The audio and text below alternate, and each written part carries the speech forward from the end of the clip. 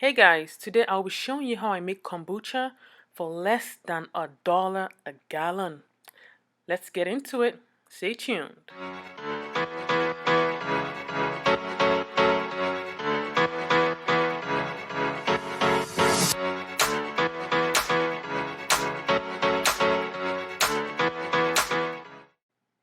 Alright guys, so today we're going to be making 2 gallons of kombucha.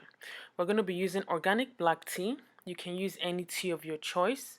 We're going to do 8 bags of tea per gallon of water. Okay, so today we're making 2 gallons, so that's about 15-16 bags of tea. Again, you can use any tea of your choice. That's fine. I use green tea, black tea, any tea of your choice. Okay. And then we're going to add 2 cups of sugar because we're making 2 gallons. So that's going to be 1 cup of sugar per gallon of water. Okay, and then we're just going to do this, and we're going to let it simmer for a little bit, about a couple minutes, before we allow it to cool down.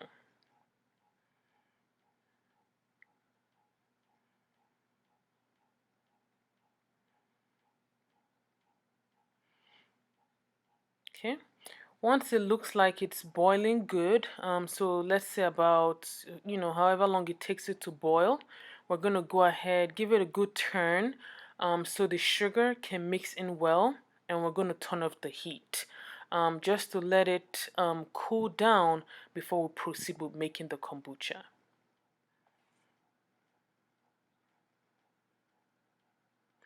Alright, so right now it looks like it's cooled down. You always want to make sure that your hands are really clean. Okay, when you're working with kombucha, everything you do has to be really clean. So what I'm doing right now is I am taking out all the tea bags with my clean hands. I can't stress that enough. Everything needs to be clean. And I'm going to take these out, kind of squeeze out everything from the tea bags, and then we're gonna start.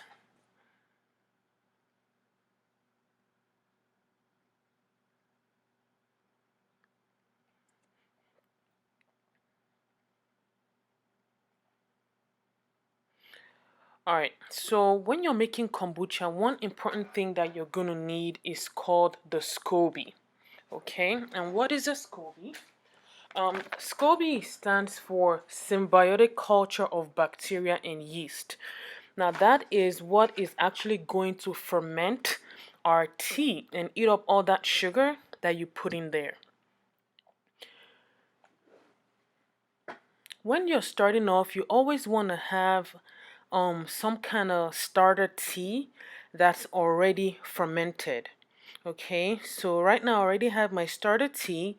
You can buy this at Amazon. Um, it's already fermented, so you can add your tea to the already fermented tea.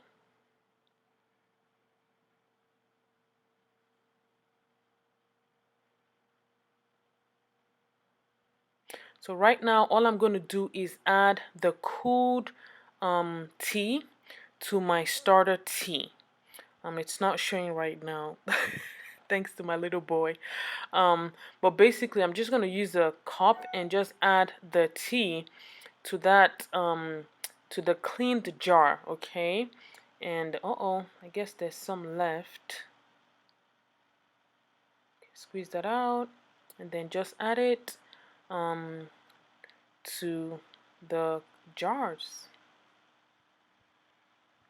One thing I failed to mention is you don't need to buy more than 1 SCOBY. I only started with 1 SCOBY, and at that time I could only make 1 gallon of tea because I only had 1 SCOBY. But then when you're done making the first batch of tea, you would notice that the SCOBY has grown in size. Then you can split that SCOBY and then make 2 gallons at that time. And it's always going to grow. Every time you make tea, it's going to grow.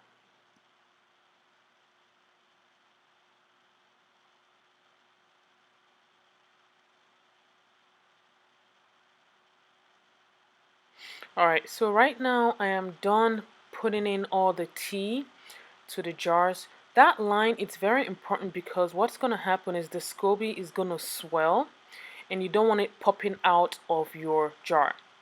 And I'm just going to use coffee filters to cover the jars so that nothing, no kind of contamination gets in contact with our tea. So I'm just basically using coffee jars with the ring, and I'm just going to cover each jar.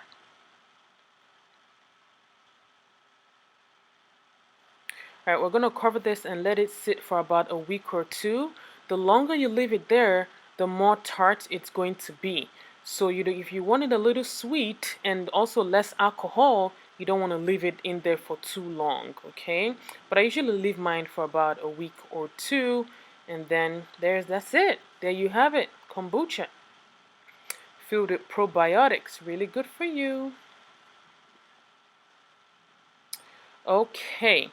All right, it's been 2 weeks since my jars have been sitting, and I am ready now to just kind of pour it into my cleaned glass bottles over here. And you can drink it right away, or you can add some kind of flavor, what is called a second fermentation, to add, flavor to the tea.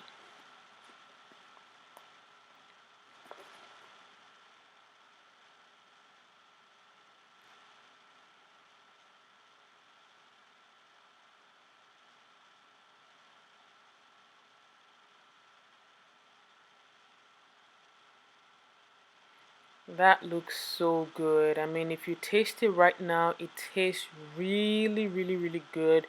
You can hardly taste the sugar because that's one healthy thing about kombucha is the SCOBY eats up all the sugar, so you don't have to worry about all that sugar that we put it in initially. I'm always going to leave a little bit left in the jar as my starter tea for when next I make kombucha.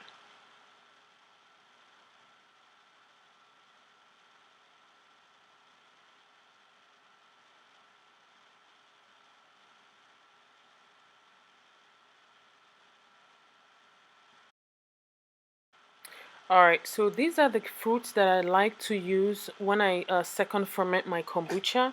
I'm using pineapples, I'm using strawberries, and I'm using fresh ginger. And I just love the taste. You can use any kind of fruit you want, just depends on what you like to taste in your kombucha. But this combination is my go-to. I just love it. It's nutritious and the taste, the kids like it, so that's what I use. And so now all I'm going to do is give it a good blend so that it's ready to be added to our kombucha.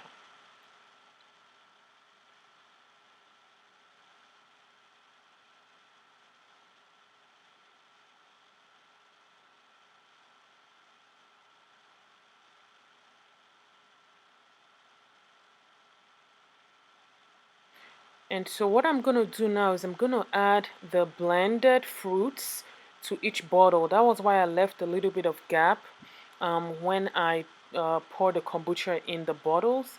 And I'm going to just leave a little bit of space.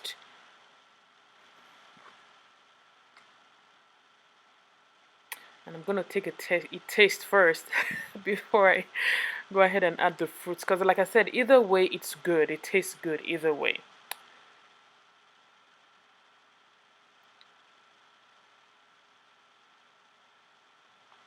Make sure you leave enough space at the top of the bottle for when you pour your fruit mixture in.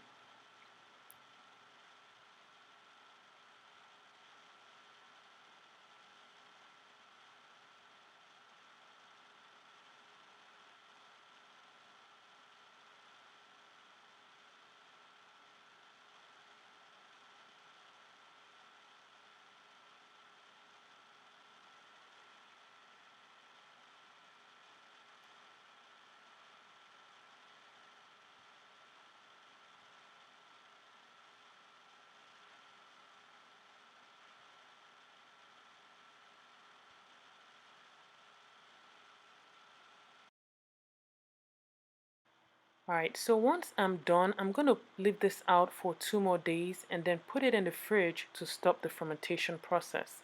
and it's ready to drink. I hope you enjoyed watching our videos. Don't forget to subscribe, like, and share. Thank you and have a great day.